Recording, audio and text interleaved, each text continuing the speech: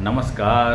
Mobile समाचार में एक बार फिर से आपका स्वागत है। मैं हूं आपका दोस्त मोजो यानी मोबाइल जर्नलिस्ट राजीव रंजन। आइए आज बात करते हैं आज की सबसे अहम खबर, जी हाँ, टेस्ला से जुड़ी हुई। एलोन मस्क का भारत दौरा जो है वो पोस्टपोन हो गया है।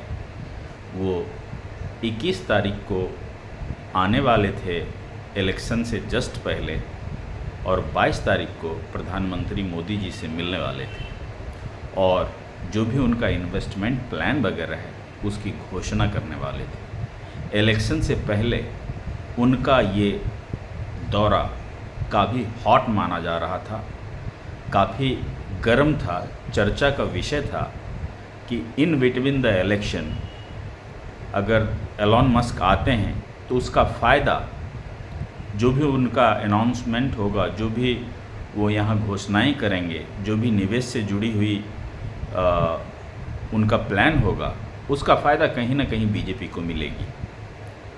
और इसके लिए अपना जो इंटरव्यू है, प्रधानमंत्री मोदी जी ने एएनआई को दिए इंटरव्यू में भी एलन मस्क का जिक्र किया था। वित्त मंत्री निर्मला सीतारमण सहित कई नेता हैं जो एलोन मस्क का अपने स्पीच में जिक्र किया, ट्वीट किया। आज एलोन मस्क ने ट्वीट कर ये जानकारी दी कि बहुत ही अर्जेंट कारण की वजह से उनका ये दौरा रद्द करना पड़ रहा है। लेकिन उन्होंने जो वजह बताई वो इस दौरे को रद्द करने के लिए नाकाफ़ी लग रहा है। पोस्टपोन करने के लिए जो उनका कहना है कि टेस्ला की एक मीटिंग आ गई है 23 तारीख को, जिसमें उन्हें रहना आवश्यक है। अर्निंग पे ये मीटिंग है और जिसमें उनका शामिल होना बेहद अहम है।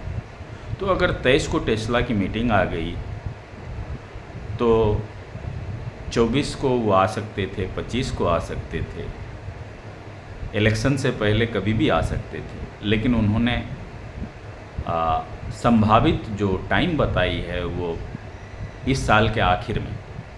तो इस साल के आखिर में वो आएंगे तो उस समय देश का प्रधानमंत्री कौन होगा ये तो अभी कोई नहीं जान रहा है, क्योंकि देश चुनाव में है और चुनाव के बाद जो पार्टी विजय होगी उसके जो नेता होंगे, जो प्रधानमंत्री बनेंगे, उनसे एलोन मस्क की मुलाकात होगी। तो एलोन मस्क का ये दौरा जो रद्द हुआ है, इसके पीछे कुछ लोगों का कहना है कि जॉर्ज सोरोस का जो गैंग है उन्होंने ये रिक्वेस्ट किया था इनको कि ये अभी फ़िलहाल अपना भारत का दौरा टाल दें। कुछ लोगों का ये भी कहना है कि जो सुपर 13 फैमिली है वर्ल्ड की, उनसे इनको रिक्वेस्ट गई थी कि अभी फ़िलहाल ये सही समय नहीं है इनका भारत दौरे के लिए। तो ये सब अफवाहें हैं या इसके पीछे क्या सच्चाई है अभी कंफर्म नहीं हो पाई है। लेकिन कुछ लोगों का ये भी कहना है कि कुछ पॉलिसी को लेकर अभी भी ये हैप्पी नहीं थे, इस वजह से इन्होंने ये भारत की जो यात्रा है वो पोस्टपोन की है। हम आपको बता दें कि सरकार ने तो पूरी कोशिश कर दी थी, इनके लिए रेड कारपेट बिछा दिया था। जो इनकी मांगे थी, कभी 2023, 24, 22, अगर 22-21 की बात करें तो एलन मस्क का ही ये बयान था कि मैं भारत में प्रोडक्शन तभी करूंगा जब पहले मुझे अपनी इलेक्ट्रिक कार बेचने की और वहाँ सर्विस देने की हमको सुविधा फैसिलिटी दी जाएगी। उसके बाद मैं अपनी जो प्लांट है या जो भी फैक्ट्री है वो मैं लगाऊंगा भारत में। उसके बाद पिछले साल प्रधानमंत्री मोदी से उनकी मुलाकात हुई। उसके बाद उन्होंने अपना फैसला लगता है कुछ बदला। उसके बाद पिछले एक हफ्ते में सरकार ने आनन फानन में जो इंपोर्ट पॉलिसी है उसमें काफ़ी बदलाव किए। काफ़ी बदलाव क्या मतलब, आप बोल दीजिए कि हमारी जो कस्टम ड्यूटी थी ईवी गाड़ियों पे, वो उसको ड्रास्टिकली कम कर दिया गया। वो 70 से 100% के करीब लगती थी ईवी गाड़ियों पे, और उसको घटा के 15% कर दिया गया। और उसके साथ एक क्लॉज जोड़ा गया कि $500 मिलियन का इन्वेस्ट करना पड़ेगा। जो कंपनियां यहाँ इन्वेस्ट करेंगी भारत में $500 मिलियन का, उसके बाद उनको यहाँ उनकी कार को बेचने की इजाज़त दी जाएगी। तो एक हफ्ते पहले इस पॉलिसी में बदलाव से ऐसा लगा कि ये बदलाव किया गया है एलन मस्क के लिए, तो अब उनका आना लगभग तय ही माना जा रहा है। उनके जो ये जब पॉलिसी ड्राफ्ट हो रही थी तो इनके जो एशिया के हेड थे वो भी यहाँ थे उस समय भारत में। इसके साथ ही जितने भी पीयर्स बड़े ऑटो मेकर हैं, चाहे वो टाटा हो, चाहे वो मारुति हो, BMW हो, जितनी भी फैक्ट्रीज हैं कंपनियों की यहाँ, उन सब के प्रतिनिधि थे जब ये पॉलिसी ड्राफ्ट हो रही थी। उनसे राय मशविरा ली गई थी। तो ऐसा लग रहा था कि ये आएंगे। हम आपको बता दें कि टेस्ला अभी बहुत सफ़र कर रही है। वर्ल्ड मार्केट में इसके सेल्स जो थे वो ड्रास्टिकली बहुत कम हुए हैं, जो गिरे हैं एकदम सेल्स इनके इलेक्ट्रिक व्हीकल की। तो ऐसे में इनको एक बड़ा बाज़ार चाहिए था कि जो इनके जो दुनिया भर में जो इनके सेल्स गिर रहे हैं उसको अपलिफ्ट करने के लिए, उसको आगे बढ़ाने के लिए इनको एक बड़े बाज़ार की ज़रूरत थी। और उससे भारत से अच्छा और बड़ा बाज़ार और क्या हो सकता है। तो हम आपको बता दें कि अभी जो पेनिट्रेशन की अगर बात करें तो भारत में ज़्यादा इलेक्ट्रिक व्हीकल की पेनिट्रेशन नहीं है। करीब 2% की पेनिट्रेशन है। अभी फ़िलहाल 2% गाड़ियाँ ही इलेक्ट्रिक बिक रही हैं इस फ़िलहाल इंडियन मार्केट में। और उसमें लीडर हैं जो अगर हम बताएं कि ऐसे जनरल गाड़ियों में लीडर मारुति सुजुकी है, लेकिन अगर इलेक्ट्रिक कार की बात करें तो उसमें लीडर है टाटा मोटर्स। तो कहीं ना कहीं अगर और सरकार का लक्ष्य है कि 30% तक 2030 तक इसका पेनिट्रेशन कराया जाने का लक्ष्य रखा गया है कि 100 अगर गाड़ियाँ बिकी तो उसमें से 30 गाड़ियाँ 2030 तक इलेक्ट्रिक कार बिकनी चाहिए। ऐसा लक्ष्य है सरकार का।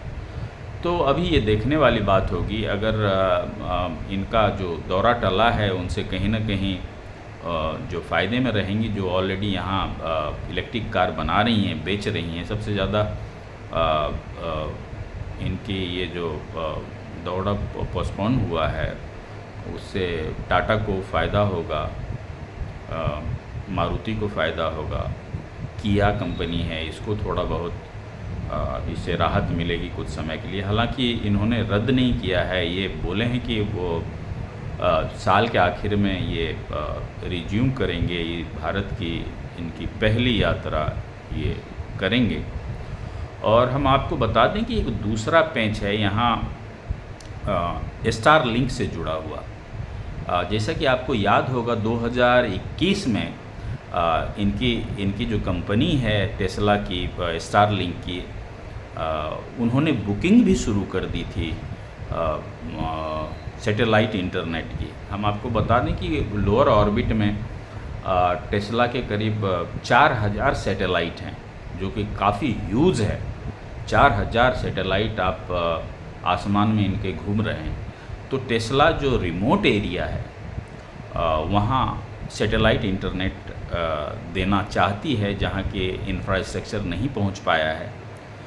तो अब हम लोग सब जानते हैं कितना बड़ा ये एरिया है, वहाँ से क्या कमा लेंगे अगर इंफ्रास्ट्रक्चर की बात हम करें। तो ये कहने की एक बात है कि रिमोट एरिया में इनका सर्विस होगा, लेकिन ये एक बहुत बड़े बाज़ार पे ये अगर आ गए यहाँ इंडिया तो ये कब्जा करेंगे इंटरनेट सैटेलाइट इंटरनेट के माध्यम से। और इसका खामियाजा जो मार्केट शेयर कम होंगे वो इस एरिया में अभी दो ही मेन कंपटीटर हैं, एक रिलायंस है, दूसरा है भारती एयरटेल। तो ये एक बड़ी बात है। तब 2021 में जब इन्होंने बुकिंग शुरू की थी, फिर सरकार को आनन फानन में ये बताना पड़ा था कि अभी टेस्ला को लाइसेंस नहीं मिला है, इसलिए लोग इसमें अभी बुकिंग ना कराएं। और फिर उसके बाद टेस्ला ने अप्लाई किया था सैटेलाइट इंटरनेट के लिए, जो फाइल अभी मिनिस्ट्री में है, टेलीकॉम मिनिस्ट्री में, जो अभी साइन नहीं हो पाई है। तो दूसरी एक ये भी वजह, सारी वजहों में एक ये भी वजह गिनाई जा रही है कि स्टार लिंक वाला फाइल नहीं क्लियर होने की वजह से शायद मस्क ने ये जो इंडिया टूर है उसको पोस्टपोन किया है। तो ये अभी देखने वाली बात होगी कि अब साल के आखिर में आते हैं एलन मस्क या उससे पहले, और क्या क्या सरकार पॉलिसी में यहाँ बदलाव करती है। इनका जो स्टारलिंक वाला जो लाइसेंस अभी तक नहीं मिला है, वो पहले लाइसेंस जारी करेंगे, उसके बाद वो आएंगे। तो ये अभी देखने वाली बात होगी। तो मुझे लगता है कि आपको एलन मस्क का जो ये दौरा है, बहुत सो कॉल्ड हाइप, बहुत हाइप वाला, एकदम रेड कारपेट जिसके लिए बिछा दिया गया था, और पूरा सरकार इसके लिए लगी हुई थी, वो दौरा रद्द होने, पोस्टपोन होने के बाद कि क्या वजह है, क्या इसके पीछे समीकरण है, क्या ये अचानक किया गया है या कुछ डिमांड नहीं पूरी होने की वजह से किया गया है। क्योंकि हम बताएं कि बोर्ड मीटिंग और इन सारी चीज़ों का कोई अचानक नहीं होती है, ये सब महीनों पहले तय कर लिया जाता है कि अर्निंग पे कब बैठक होने वाली है, नहीं होने वाली है। इसे अचानक में ये 23 तारीख वाली बैठक नहीं आई है, पहले से फिक्स थी, ऐसा कहा जा रहा है। तो हमें लगता है कि आपको ये जानकारी पसंद आई होगी। काफ़ी समय बाद मैंने बिज़नेस पे एक अपनी जो भी जानकारी है वो रखी है। अगर आपको ये पसंद आए तो प्लीज़ मोबाइल समाचार को लाइक कीजिए, सब्सक्राइब कीजिए और अपने दोस्तों के साथ भी इसे शेयर कीजिए। नमस्कार।